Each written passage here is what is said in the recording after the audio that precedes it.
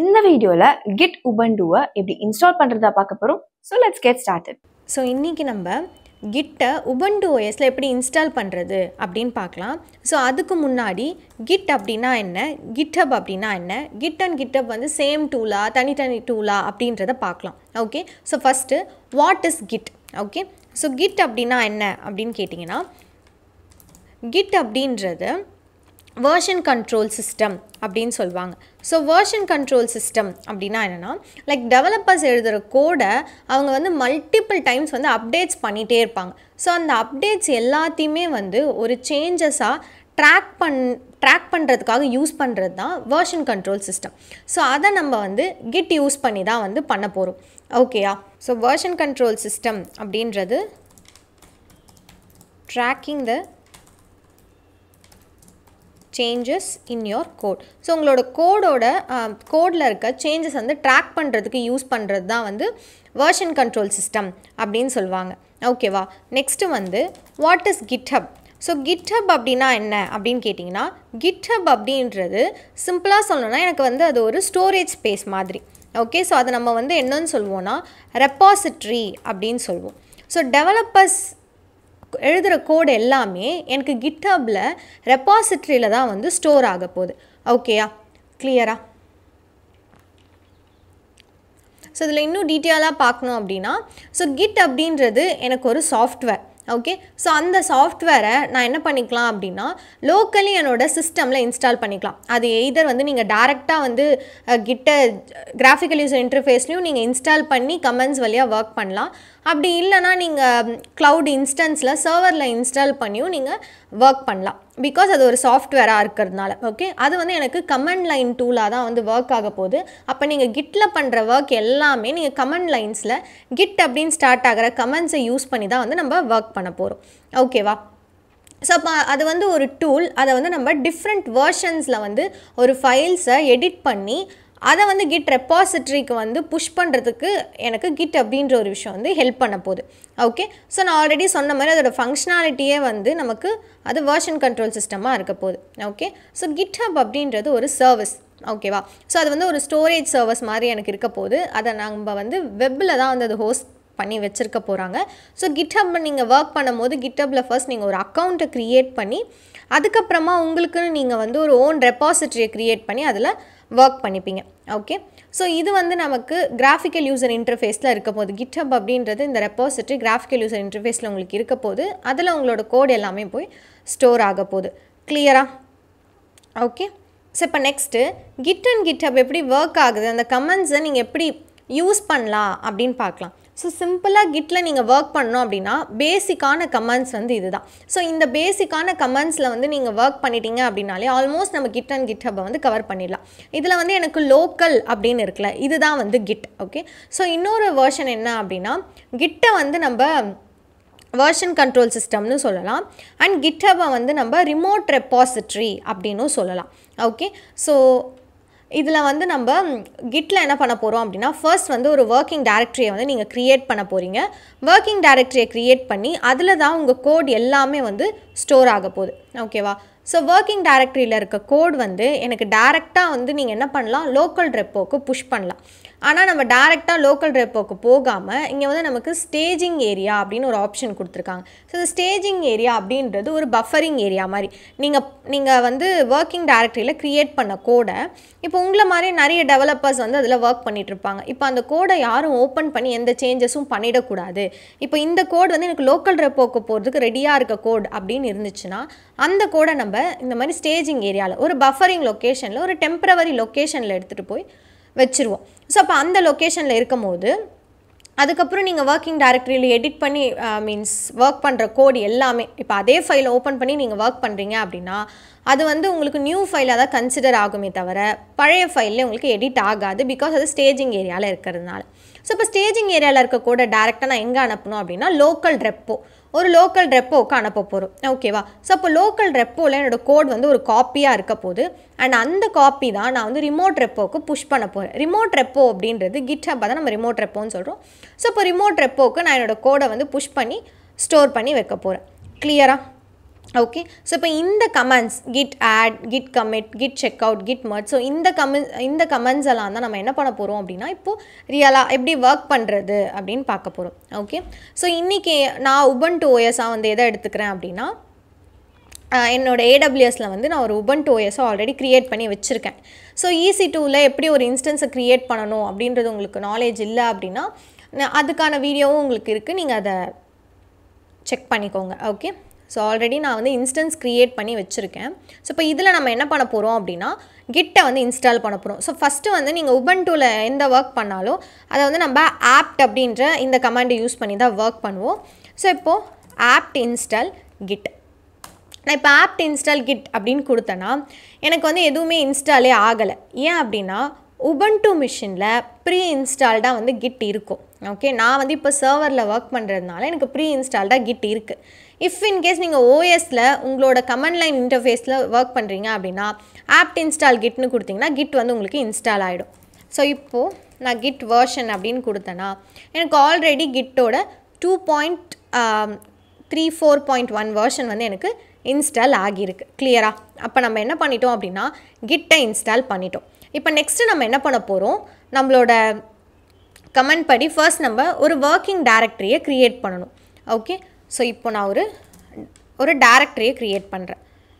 So இப்போ kit அப்படின்னு நான் ஒரு டைரக்டரியை க்ரியேட் பண்ணுறேன். இப்போ அந்த டைரக்டரிக்குள்ளே நான் போகிறேன். ஓகேவா? ஸோ இப்போ இதில் தான் நான் என்ன பண்ண போகிறேன் அப்படின்னா நான் ஒர்க் பண்ண போகிறேன். இந்த டைரக்டரிக்குள்ளே தான் நான் இப்போ ஒர்க் பண்ண போகிறேன். ஸோ இப்போ இதில் நான் என்ன பண்ணுறேன், index.html அப்படின்னு ஒரு ஃபைலை வந்து நான் இதில் க்ரியேட் பண்ணுறேன். ஸோ இதில் just this is HTML file அப்படின்னு கொடுக்குறேன். ஓகேயா? இப்போ வந்து இந்த ஃபைலை வந்து நம்ம சேவ் பண்ணிடலாம். அப்படி என்கிட்ட வந்து என்னோடய கோட் வந்து ஆன் ப்ரெமில் இருக்குது, லைக் என்னோடய லோக்கல் மிஷினில் இருக்குது, என்னோடய ஃபைல் மேனேஜரில் இருக்குது அப்படின்னா ஸோ அதுக்கு வந்து உங்களுக்கு WinSP அப்படின்னு ஒரு டூல் இருக்குது. ஓகே. ஸோ இந்த டூலை யூஸ் பண்ணி இந்த டூலை இன்ஸ்டால் பண்ணி இந்த டூல் வழியாக நம்ம கிட்ட ஃபைல் மேனேஜரில் இருக்க கூட ஈஸியாக சர்வருக்குள்ளே கொண்டு வரலாம். ஓகேவா? ஸோ அதை பற்றின வீடியோ உங்களுக்கு வேணும் அப்படின்னா நீங்கள் சொல்லுங்கள், நான் உங்களுக்கு அதையுமே வந்து இன் ஃபியூச்சர் நம்ம அப்டேட் பண்ணலாம். ஓகே.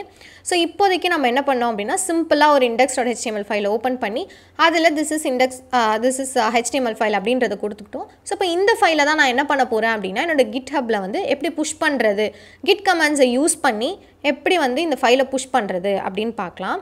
ஸோ இப்போ அதில் ஃபர்ஸ்ட் ஸ்டெப் நீங்கள் என்ன பண்ணணும் அப்படின்னா இந்த ஃபைல் வந்து உங்களுக்கு எங்கே இருக்குது அப்படின்றத தெரியணும். இப்போ நான் வந்து கிட் ஸ்டேட்டஸ் அப்படின்னு கொடுக்குறேன். இப்போ கிட் ஸ்டேட்டஸ் அப்படின்னு கொடுத்தேன்னா எனக்கு வந்து கிட் அப்படின்ற ஒரு விஷயமே இதில் இன்ஸ்டாலே ஆகலை, கிட்டே இல்லை அப்படின்னு வருது. ஆனால் ஆல்ரெடி நான் கிட் வெர்ஷனு கொடுக்கும்போது கிட் அப்படின்றது இன்ஸ்டால் ஆகியிருக்கு. ஸோ இதில் என்ன அப்படின்னா நீங்கள் கிட்டை வந்து ஃபர்ஸ்ட் இன்ஸ்டால் பண்ணதுக்கப்புறமா அதை இனிஷியேட் பண்ணணும். நீங்கள் எங்கே கிட்டை இனிஷியேட் பண்ணுறீங்களோ அப்போ தான் உங்களுக்கு ஒரு லோக்கல் ரெப்போ ஒன்று க்ரியேட் ஆகும். ஓகேவா? ஸோ அதனால் நம்ம என்ன பண்ண போகிறோம், கிட் இனிஷியேட் அப்படின்னு கொடுக்க போகிறோம். நீங்கள் கிட் இனிஷியேட்னு மட்டும் கொடுத்தீங்கன்னா உங்களுக்கு வந்து இந்த நீங்கள் க்ரியேட் பண்ணியிருக்க ஃபோல்டர்ஸ்க்கு மட்டும்தான் கிட் இனிஷியேட் ஆகும், வேறு எங்கேயுமே கிட் இனிஷியேட் ஆகாது. ஃபார் எக்ஸாம்பிளுக்கு இப்போ நான் வந்து அகைன் இன்னொரு டைரக்டரியை க்ரியேட் பண்ணுறேன். git day 2 அப்படின்னு ஒரு டைரக்டரியை நான் க்ரியேட் பண்ணுறேன். git status அப்படின்னு கொடுத்தேன்னா எனக்கு இந்த டைரக்டரியில் கிட் இருக்காது. எதனால் கிட் இருக்காது அப்படின்னா நீங்கள் கிட்டை இனிஷியேட் பண்ணும்போது அந்த ஃபோல்டர்ஸ்க்கு மட்டும்தான் இனிஷியேட் பண்ணியிருக்கீங்க. அதே கிட்டை எனக்கு ஓவரால் இந்த சர்வருக்கே நீங்கள் இனிஷியேட் பண்ணணும் அப்படின்னா இதில் git config global initiate அப்படின்னு நீங்கள் இதை கொடுத்து இனிஷியேட் பண்ணும்போது ஓவரால் சர்வருக்கே வந்து உங்களுக்கு கிட் இனிஷியேட் ஆகும். ஓகேயா? ஸோ இப்போது அகெயின் நம்ம இந்த ஃபோல்டருக்கு போகலாம். இப்போ எனக்கு இந்த இடத்துல கிட் இனிஷியேட் ஆகிடுச்சு. இப்போ நீங்கள் கிட் ஸ்டேட்டஸ் அப்படின்னு கொடுத்தீங்கன்னா உங்களுக்கு நீங்கள் ஃபஸ்ட்டு க்ரியேட் பண்ண ஃபைல் வந்து உங்களுக்கு அன்ட்ராக்டு ஃபைலாக இருக்குது. ஓகேவா? ஸோ அப்போ அன்ட்ராக்டு ஃபைலாக இருக்கிறத நம்ம நெக்ஸ்ட்டு எங்கே கொண்டு போகிறோம், அன்ட்ராக்டு ஃபைலாக இருக்கிறத நம்ம ஸ்டேஜிங் ஏரியாவுக்குள்ளே கொண்டு போக போகிறோம். ஸோ ஸ்டேஜிங் ஏரியாவுக்குள்ளே போனோம் அப்படின்னா அதுக்கான கமெண்ட்ஸ் இங்கேயே வந்து உங்களுக்கு கொடுத்துருக்காங்க, கிட் ஆட். ஸோ இப்போ கிட் ஆட் அப்படின்ற கமாண்டை யூஸ் பண்ணி நான் ஸ்டேஜிங் ஏரியாவுக்குள்ளே போக போகிறேன். Git add. ஓகே.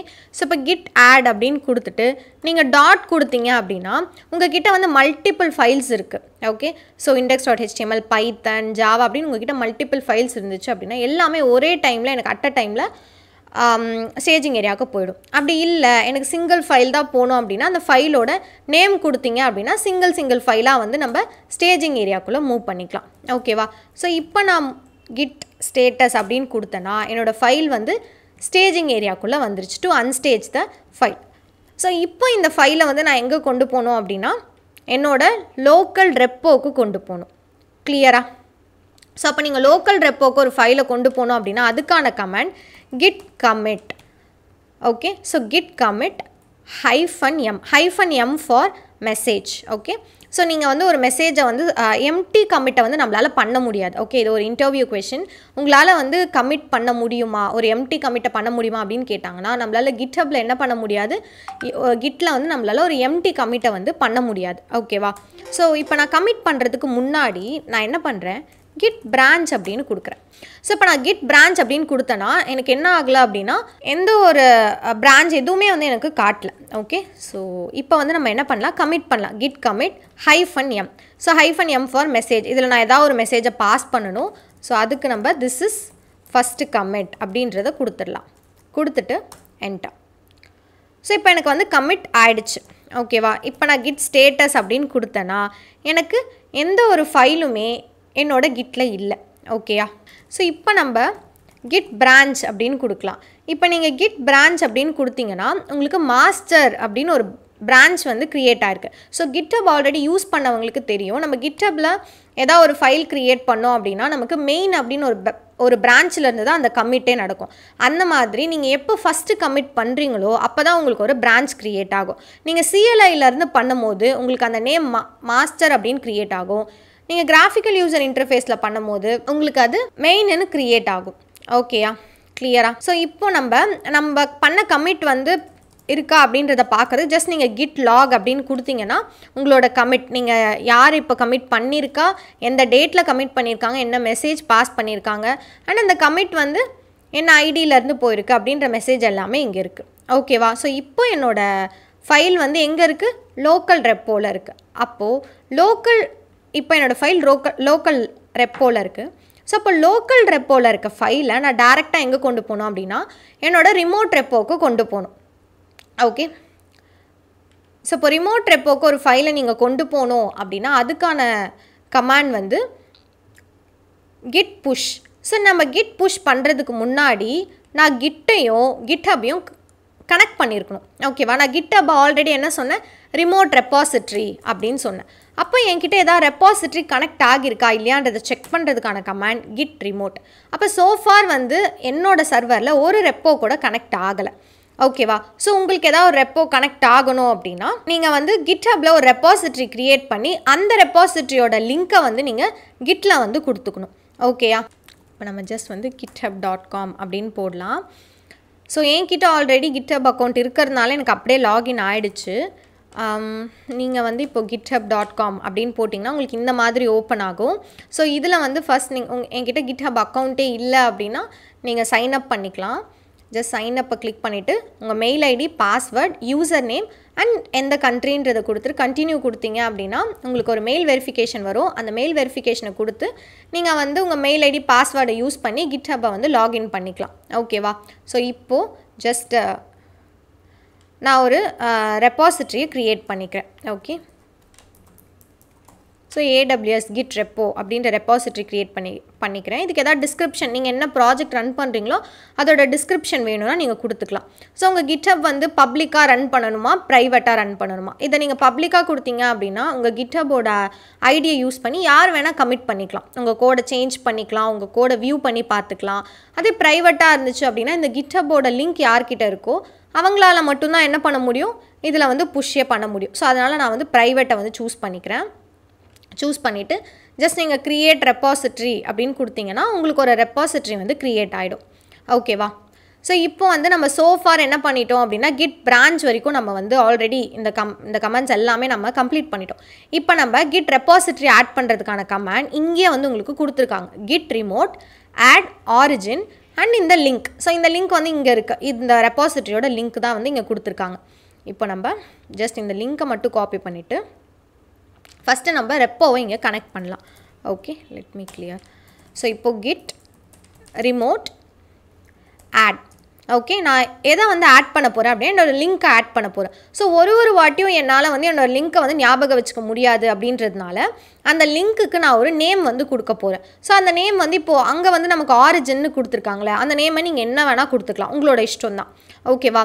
ஸோ இப்போ வந்து ஃபார் எக்ஸாம்பிளுக்கு நான் இப்போது AWS அப்படின்னு கொடுத்தனா கூட எனக்கு என்ன ஆகும், அந்த நேமில் வந்து அந்த லிங்க் வந்து எனக்கு ஆட் ஆகிடும். இப்போ நான் அந்த லிங்க்கை வந்து கொடுத்துட்டேன் அப்படின்னா எனக்கு ஒரு ரிமோட் வந்து ஆட் ஆகியிருக்கும். ரிமோட் அப்படின்றது ரெப்பாசிட்ரி. ஸோ இப்போ எனக்கு வந்து AWS அப்படின்ற ரெப்பாசிட்ரி எனக்கு ஆட் ஆகியிருக்கு. ஓகேவா? ஸோ இப்போ நெக்ஸ்ட்டு நம்ம என்ன பண்ண போகிறோம்னா புஷ் பண்ண போகிறோம். ஸோ இப்போ புஷ் பண்ணுறதுக்கான கமாண்ட் வந்து உங்களோட லோக்கல் ரெப்போலேருந்து நீங்கள் ரிமோட் ரெப்போக்கு புஷ் பண்ண போகிறீங்க. ஒன்ஸ் நீங்கள் உங்களோட கோட் லோக்கல் ரெப்போக்கு வந்ததுக்கப்புறமா உங்களுக்கு ஒரு பிரான்ச் வந்து க்ரியேட் ஆகிடுச்சு. அப்போ அந்த பிரான்ச்சை யூஸ் பண்ணி தான் நீங்கள் உங்களோட ரிமோட் ரெப்போக்கு புஷ்ஷே பண்ண போகிறீங்க. ஸோ அதனால் git push -u user name AWS அப்படின்றது என்னோட ரிமோட். ஓகே, என்னோட ரெப்பாசிட்ரி. ஸோ என்னோட ரெப்பாசிட்ரிக்கு என்னோடய ஃபைல் போகணும். ஆனால் எங்கேருந்து போகணும் அப்படின்னா என்னோட மாஸ்டர் அப்படின்ற பிரான்ச்சிலேருந்து தான் போகணும். ஸோ git push -u அப்படி இருந்தாலும் ஓகே தான், இல்லைனாலும் உங்களுக்கு ஆட்டோமேட்டிக்காக யூசர் நேம் கேட்கும். AWS அப்படின்றது உங்களோட ரிமோட் ரெப்பாசிட்ரி அண்ட் மாஸ்டர் அப்படின்றது லோக்கல் ரெப்பாசிட்ரியோட நேம். ஸோ இப்போ என்ட்ரு கொடுத்தீங்க அப்படின்னா உங்களுக்கு ஒரு யூசர் நேம் காட்டும். ஸோ நீங்கள் என்ன யூசர் நேம் போட்டு லாகின் பண்ணியிருக்கீங்களோ அந்த யூசர் நேமை கொடுத்துக்கலாம். Next password. ஸோ ரியல் டைமில் வந்து கிட்டபோட பாஸ்வேர்டை நான் ஒரு டெவலப்பருக்கு கொடுத்தேன்னா அந்த டெவலப்பர் வந்து கிட்டபோட பாஸ்வேர்டை லாகின் பண்ணி அவங்களால கிராஃபிக்கல் யூசர் இன்டர்ஃபேஸில் நான் கிட்டபில் என்னென்னலாம் ஸ்டோர் பண்ணியிருக்கணும் எல்லாத்தையுமே வியூ பண்ணி பார்க்க முடியும். ஸோ அதுக்கு பாஸ்வேர்ட் கொடுக்காம ஆல்டர்னேட்டிவ் சொல்யூஷன் என்ன அப்படின்னா நமக்கு கிட்டபில் பேட் டோக்கன் அப்படின்னு ஒரு ஆப்ஷன் இருக்குது. பேட் அப்படின்றது personal access token.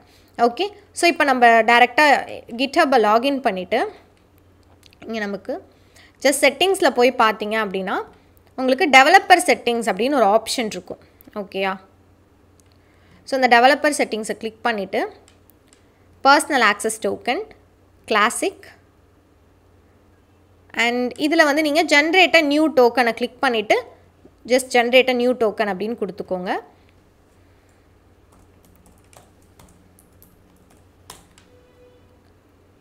Okay, so இதில் வந்து உங்கள் டோக்கனோட name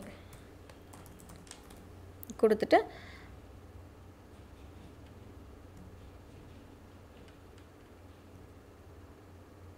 generated new token classic கொடுத்துக்கோங்க. ஸோ கிளாசிக் தான் வந்து நமக்கு ஃப்ரீ. ஓகே, ஸோ இது கொடுத்துட்டு எப்போ வந்து உங்களுக்கு அந்த டோக்கன் எக்ஸ்பைரி ஆகணும் அப்படின்றத நீங்கள் கொடுத்துக்கலாம். அது 7 டேஸாக இருக்கலாம், 30 டேஸாக இருக்கலாம், ஆர் எக்ஸ்பைரி ஆகாமல் இருக்கலாம். ஸோ எப்போ வேணுன்றதை நீங்கள் ஸ்பெசிஃபை பண்ணிவிட்டு இங்கே இருக்கிறது எல்லாமே வந்து உங்களுக்கு டெவலப்பர் செட்டிங்ஸ் தான். ஜஸ்ட் இந்த செட்டிங்ஸ் எல்லாத்தையுமே வந்து எனேபிள் பண்ணிக்கோங்க. நீங்கள் ஜஸ்ட் எல்லாத்தையும் எனேபிள் பண்ணிவிட்டு ஜென்ரேட்டட் டோக்கன் அப்படின்னு சொல்லி கொடுத்தீங்கன்னா உங்களுக்கு இந்த மாதிரி ஒரு டோக்கன் வரும். இந்த டோக்கனை நீங்கள் காப்பி பண்ணி வச்சுக்கணும். ஓகேவா? ஸோ இந்த டோக்கனை நீங்கள் காப்பி பண்ணி வச்சுக்கிட்டீங்க அப்படின்னா நெக்ஸ்ட் டைம் நீங்கள் ஓப்பன் பண்ணும்போது உங்களுக்கு பேட் டோக்கனில் இந்த டோக்கன் வராது. இது ஒன் டைம் பாஸ்வேர்ட் மாதிரி. ஓகே, அதனால் இதை காப்பி பண்ணி வச்சுக்கோங்க. ஸோ இப்போது காப்பி பண்ண இந்த பேட் டோக்கனை நம்ம என்ன பண்ண போகிறோம் அப்படின்னா ஸோ இந்த இடத்துல வந்து பேஸ்ட் பண்ண போகிறோம். நான் இப்போ பேஸ்ட் பண்ணுறது உங்களுக்கு விசிபிளாக இருக்காது. நீங்களும் அதே மாதிரி ஒரு வாட்டி புட்டியில் ரைட் கிளிக் பண்ணிங்கன்னா உங்களுக்கு பேஸ்ட் ஆகிடும். ஆர் நீங்கள் OS வச்சுருந்தீங்க, உபுண்டு OS வச்சுருந்தீங்கன்னா Ctrl+Shift+V கொடுத்தீங்கன்னா உங்களுக்கு பேஸ்ட் ஆகிடும். அதுக்கப்புறமா என்ட்ரு கொடுத்தீங்கன்னா உங்களுக்கு என்ன ஆகும், உங்களோட ரெப்பாசிட்ரியில் உங்களோட கோட் வந்து புஷ் ஆகியிருக்கும். ஓகேவா? செக் பண்ணலாமா?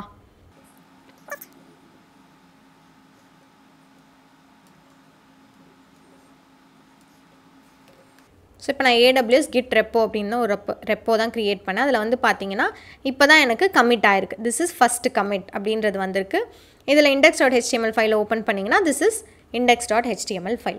ஓகே, ஸோ இப்படி தான் நம்ம வந்து கிட்டை நம்மளோட உபுண்டு OSல இன்ஸ்டால் பண்ணணும். ஸோ இதே கான்செப்ட் தான் நமக்கு லினக்ஸ்லேயும். ஓகேவா? ஸோ இப்படி தான் இன்ஸ்டால் பண்ணி நீங்கள் கிட் கமெண்ட்ஸ் எல்லாமே எல்லா இடத்துலையும் சேமாக இப்படி தான் ஒர்க் பண்ணுவீங்க. நீங்கள் வந்து இப்போ விண்டோஸில் இன்ஸ்டால் பண்ணி ஒர்க் பண்ணாலும் விண்டோஸ்லையும் சேம் கான்செப்ட் தான். கிட்டை இன்ஸ்டால் பண்ணிவிட்டு கமெண்ட்ஸ் எல்லாமே நமக்கு சேம் தான். Okay, thank you. இந்த வீடியோ உங்களுக்கு நல்லாவே புரிஞ்சிருக்கும் நம்புறேன். அண்ட் இதே மாதிரி AWS ரிலேட்டடான வீடியோஸ் மிஸ் பண்ணாமல் இருக்க இப்போவே B3 சிஸ்டம்ஸை சப்ஸ்கிரைப் பண்ணிக்கோங்க.